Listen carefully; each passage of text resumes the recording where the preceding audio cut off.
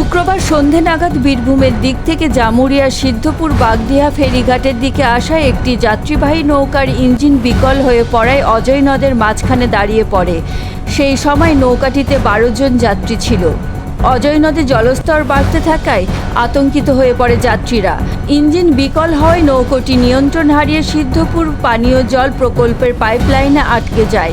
ঘটনার খবর পেয়ে ঘটনাস্থলে পৌঁছায় জামুরিয়া থানার পুলিশ ও আসানসোল থেকে সিভিল ডিফেন্সের উদ্ধারকারী দল এসে নৌকার যাত্রীদের উদ্ধার করে।